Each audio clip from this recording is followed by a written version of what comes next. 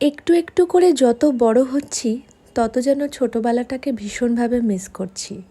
আগেও করতাম, কিন্তু এখনই বাচ্চাদের সাথে থেকে বাচ্চাদেরকে প্রতিদিন দেখে নিজের ছোটোবেলায় এত বেশি করে ফিরে যাই।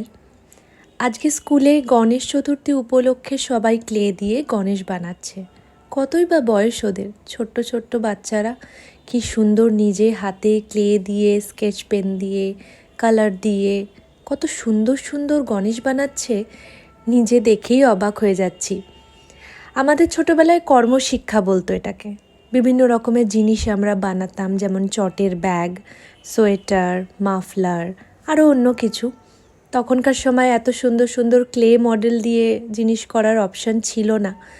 এখন তো যুগ অনেক পরিবর্তন হয়েছে, বাচ্চারা অনেক বেশি স্মার্ট, অ্যাডভান্স, এবং ওদের স্মার্টনেস দেখে এত ভালো লাগে, প্রচণ্ড প্রাউড ফিল করি ভেতরে ভেতরে যে যুগ বদলাচ্ছে, সময় বদলাচ্ছে। ছোট ছোট প্রাণগুলো কত উৎসাহে, কত সুন্দর করে একে অপরের সহযোগিতা করতে করতে গণেশগুলো বানাচ্ছিল। সত্যি কথা বলতে কোনটা বেশি ভালো হয়েছে এটা চুজ করাটাই ডিফিকাল্ট হয়ে যাচ্ছিল।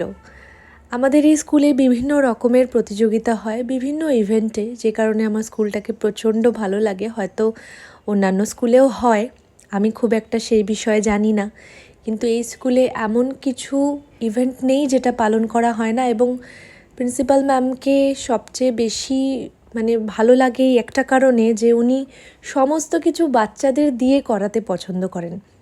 কোনো টিচার হেল্প করবে না, কোনো গার্জিয়ানের মধ্যে ইনভলভ থাকবে না। হ্যাঁ, কিছু বললে, জানতে চাইলে সেই বিষয়গুলোতে তো গাইড অবশ্যই করবে, কিন্তু গাইড করার, হেল্প করার মধ্যে অনেক তফাৎ আছে। আর বাচ্চাগুলোও তেমনি ততটাই স্মার্ট হয়ে তৈরি হচ্ছে যে নিজেরাই নিজেদের মতো করে সব কিছু করে নেয়। হ্যাঁ, কেউ হয়তো আমার কাছে একটু গাইড চেয়েছে যে ম্যাম ক্লের প্যাকেটটা একটু খুলে দাও, বা পেন্সিলটা একটু শার্প করে দাও, এই ধরনের।